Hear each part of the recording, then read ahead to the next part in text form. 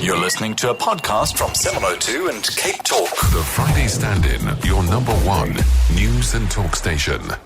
Welcome back to the second hour of the Friday Stand-In. I'm Michael Jordan, and in this hour, we will have our regular scientist, Dr. Chris Smith, answer your science questions. And in the second half, we'll be exploring the big business of startups.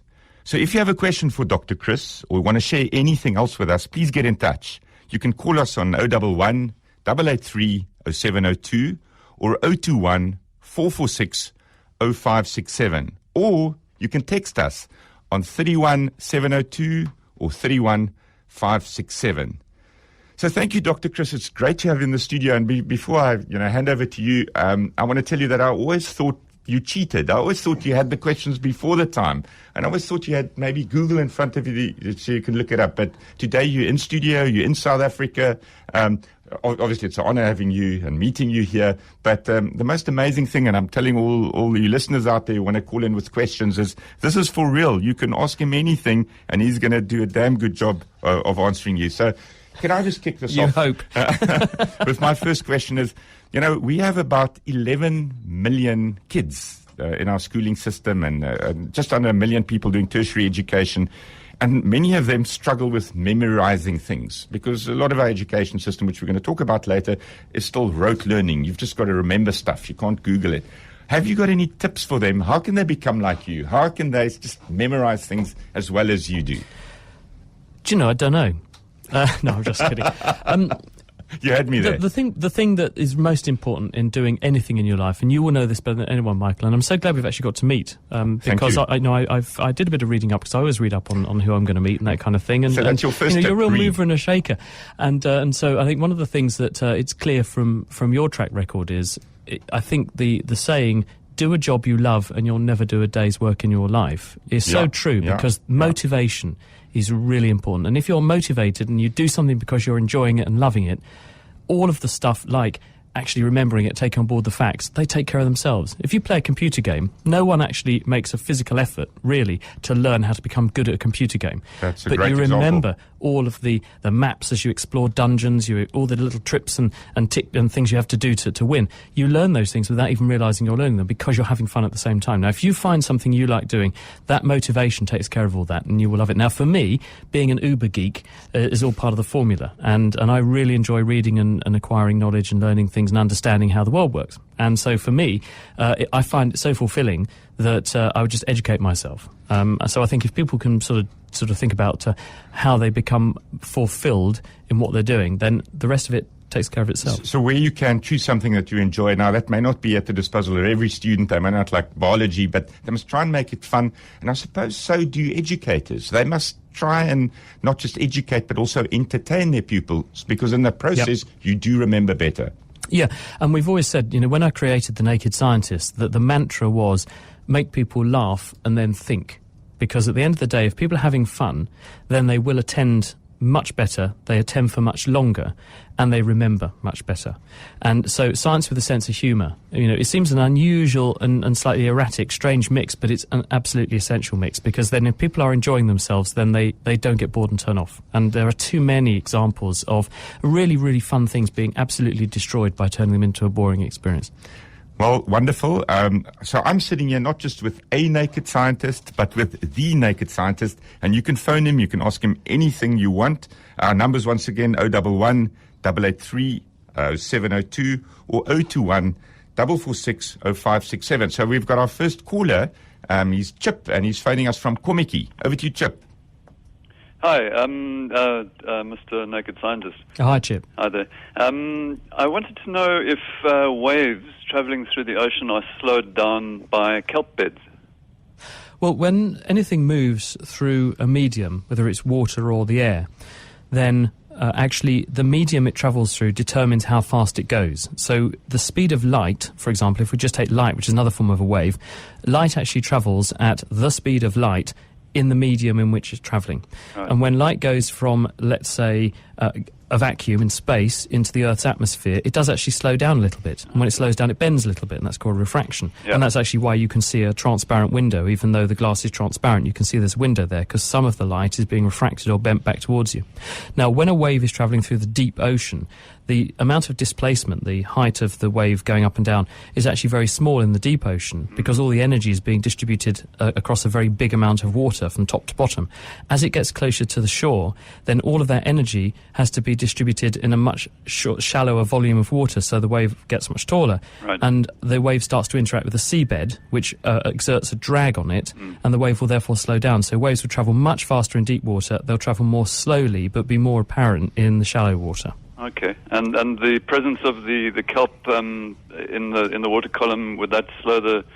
Yes, I it would, base this on, because you're exerting a drag from force on surfing, the wave. and it appears that the waves don't slow down; they just get smoother as they come in. Well, as they interact with the kelp, then they're going to lose energy, because what you're doing is the kelp is an elasticy sort of tissue in the water, and it's got mass. So the displacement of the wave going up and down is going to move the mass of the kelp up and down, and therefore you're going to have some losses, and it's therefore going to take energy out of the wave. Okay.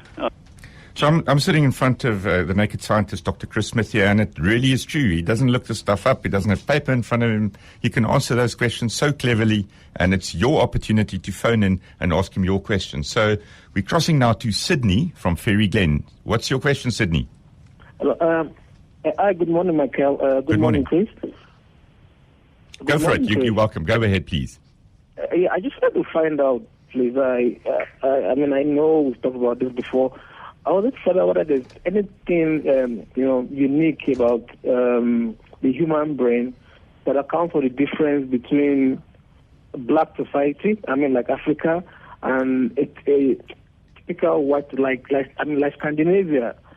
Like all the problems we're dealing with now with the president and all that, it never happens in Denmark or Sweden or Norway. Why are we so different in terms of societal maturity? Okay, so can I crystallize the question by saying, why do we behave the way that we do when we look at different societies in different countries? How do we account for that? What's the brain basis for that difference? In Africa, we never talk about international space stations. We don't think about making, very glad buying cars from Germany, but we never think about making, our own cars selling to Germany. What in the brain actually accounts for the difference? Well, there's a huge amount to be said for what we call nature versus nurture.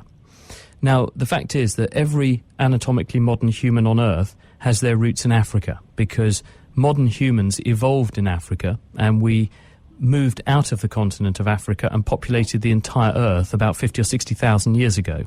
And anatomically modern humans first appeared in Africa maybe about a third to a quarter of a million years ago. And it was only about 50,000 years ago that then people did have this big exodus. Therefore, genetically, everyone's genetically compatible, everyone's the same, and we're all the same structure. But basically the society in which we've grown up in since and evolved in, that has a nurturing influence on the way that we develop and the mindset that we actually embrace subsequently. So therefore the education you receive, the milieu in which you find yourself in terms of society and societal norms, that determines your ultimate behaviour and your potential in terms of what you're going to do with your life. And a really good example of this is people would say, well, if I went to, say, the outback of Australia and I find some Aboriginal people there, if I gave them an IQ test to do, then I would conclude they wouldn't do very well, because some of them probably can't read. We know many of them can't, and we know that they don't do very well in IQ tests. Now, that doesn't mean they're not intelligent, because this civilization of people have survived in one of the harshest terrains on Earth for more than 60,000 years. So they're clearly intelligent, but they're not intelligent in the way that we would rank intelligence with an IQ test. Take a person who would score very highly like Albert Einstein on an IQ test and put them in the outback of Australia, they wouldn't live for very long. And so it's how you judge what we think of as being intelligent. And society and the environment in which you develop has a huge amount to do with that. Thank you, Dr. Chris. We go to more of your calls for the Naked Scientist after this. 702 and Cape Talk. The Naked Scientist. And now we really are back. We're back with 702 with Cape Talk, and we're listening to the Naked Scientist, who can answer all your questions, especially those that you can't Google yourself. We've got Rod on the line. Rod, you're phoning from Randburg. What's your question, please? Morning, Michael. Morning, Chris. Morning. Hi, Rod. We live in one of the highest thunderstorm belts in the world, I believe.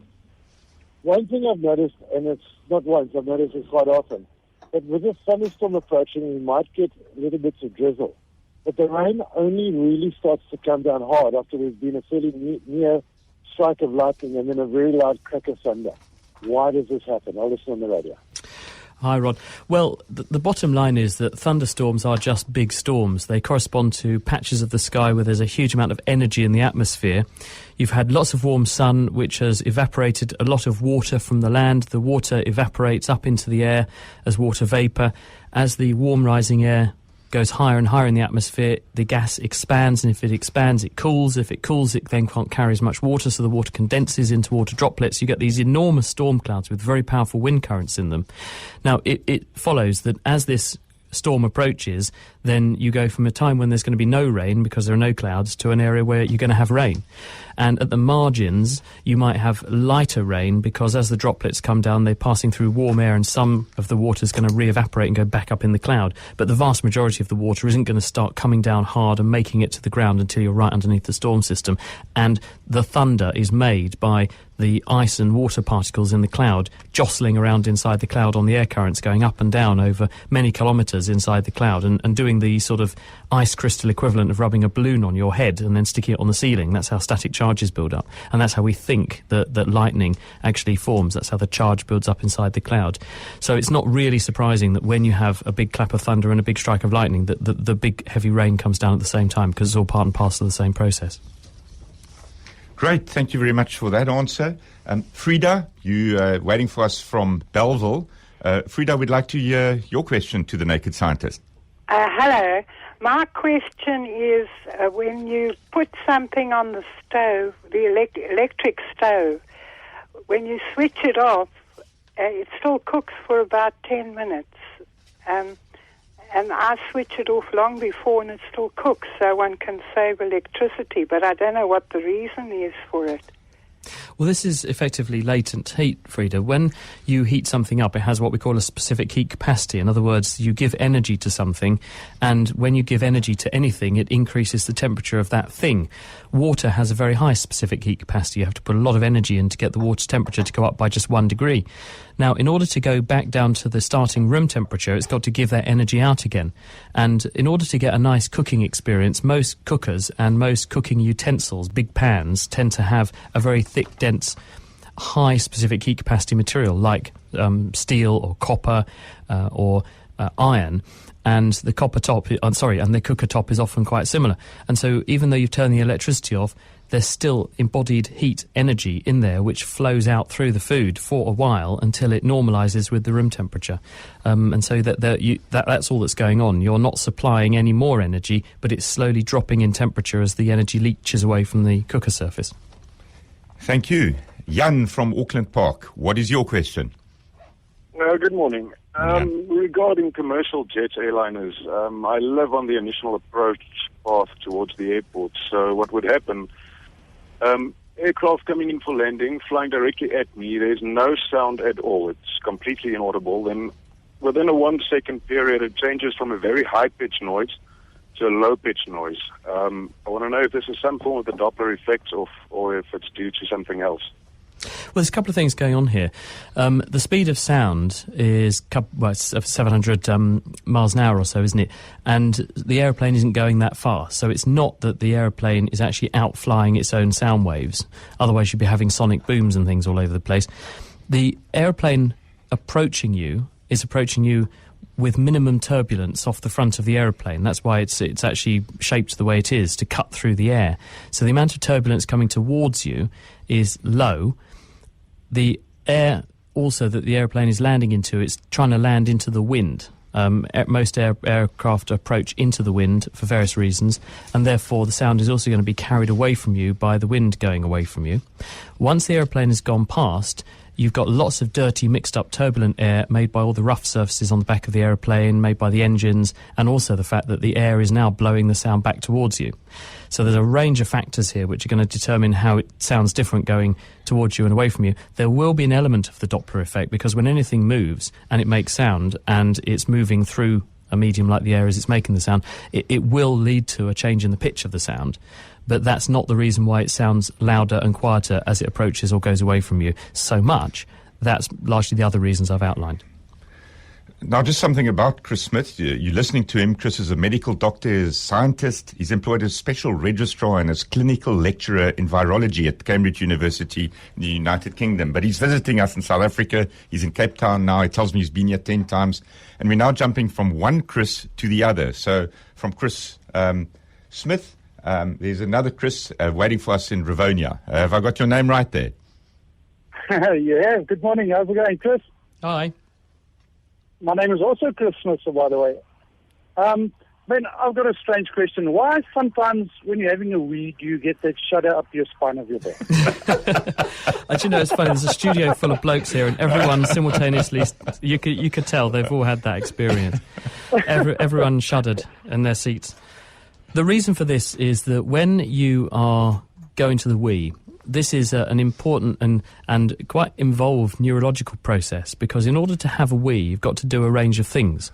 One, you've got to switch off the inhibitory system, which is keeping your bladder relaxed, because your bladder's like a bag, a bit like a balloon, which fills with urine at the rate of about 1 milliliter per minute. That's how fast your kidneys make wee. So your bladder has got to receptively relax to accommodate the urine, so you've got to switch off the muscles when you're accommodating urine.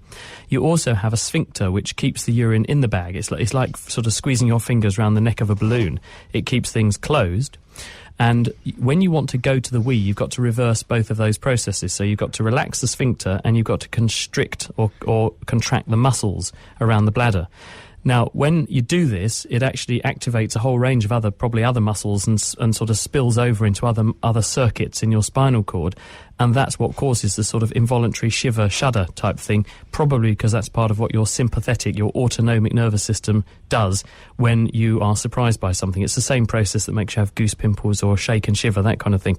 And it's a little bit of accidental activation when you're also doing those other neurological processes of setting things up so you can actually let the urine out. And I think that's probably what's going on. Thank you very much, Chris. See, you can ask any question that you want, and I'm sitting here and I'm testifying. It's not looked up. It's all happening in real time. It's nearly like magic how knowledge appears out of the other Chris's head. So we're crossing over to Dennis from Randfontein. Dennis, what's your question, please? Yes, good day. A question. I say in Randfontein. We got hit by a lightning. It's called a ball lightning. I only found this afterwards. It hit an 8-year-old African wattle. Oak tree are also about 90 years old, and 3 berry trees plus minus 15-year-old, but all in one line, and some stinkwoods, and it killed all of those trees. I'll go off the line if you can explain what the ball lightning does to the rooting and how does it flow. Thank you. Okay, well, when we have lightning, what's actually happening? I mean, this is theoretical because no one's actually proved this. But in a cloud, you have what we call hydrometeors. These are ice crystals, and they're bobbing up and down on air currents. You have big ones and small ones, and they get sorted for some reason by some process we don't really understand, so that you end up with the positively charged ones at the top of the cloud and negatively charged ones at the bottom of the cloud. And this makes a big electric field between the bottom of the cloud and the Earth's surface. The negative in the bottom of the cloud repels the negative charges in the Earth's surface, so you have a positive net charge on the Earth's surface. This intensifies the electric field to the point where you then break down the insulation of the atmosphere. This is called ionization. And eventually you start to strip away electrons from the gas in the atmosphere to the point where you get a conductive path, like a thread running from the bottom of the cloud down towards the Earth. When the electricity flows down this very thin channel, it's literally smaller than the digits on a coin that it starts out at. The electricity flows down the atmosphere, and it then increases the amount of ionization. It strips more electrons away from more molecules, making an even bigger conductive pathway, and this leads to something called a plasma. And huge amounts of current flow down this ionization channel. We think something like 30 to 50,000 amps of current flows down the pathway, and it discharges billions of joules, maybe 10 to 100 billion joules of energy comes out of the cloud down towards the ground, and it has a huge heating effect. At that sort of flow rate, you get something like a 30,000 degrees C channel of heating through the atmosphere. And this then basically boils anything it hits. So when it hits a tree, if it conducts through a tree, it will then just basically turn the water in the tree into gas and make it expand and blow apart. And the things that have the most water are the living tissues in a tree. So you basically boil all the living tissues in your tree and kill your tree. And if there are other things nearby that tree, they also will pick up some of that charge and conduct it down to the ground as well, which will boil all those other trees, which is why you tend to see lots of areas that get damaged all in one go. And ball lightning is a poorly understood sort of manifestation of making these plasmas in the atmosphere, where you get an isolated ball of material which is ionized and very, very hot, but conductive. And probably that's what you were seeing, these glowing areas of the Earth's atmosphere superheated and giving off energy that made them visible. But it's at the same time conducting energy out of the cloud down to the Earth's surface. Thank you, Chris. Most fascinating. We have time for one last call. I apologize because we've got lots of callers lined up. So this last one's going to go to another person called Chris, this time in Paul. Chris, go for it. Yes, hi, Doctor. Hi, Chris. I would to find out or ask, how did we define that there are 24 hours in a day and each hour is 60 minutes and each minute is 60 seconds? And how was this adopted globally? I'll listen on the radio. Thank you very much. Yeah, I mean, it's more of a historical question than a scientific one. And I don't know the name of the group historically who came up with this notion or why they elected to do it the way they did. But it works out quite nicely mathematically because a circle's got 360 degrees in it, and you can have 60 minutes, and that means 60 into 360 goes quite nicely with 90 degrees at quarter hours and so on. So I think there's a mathematical basis to it, but as I say, it's more of a historical than a science question, so I don't actually know what the historical reason for that is. Chris, thank you so much. I want to tell you we're going to talk about wine later on today at 11:30. But one of the worst things, if you're a producer of wine and somebody drinks it, they say this wine is interesting. And it's the worst thing that can happen because they don't say anything at all.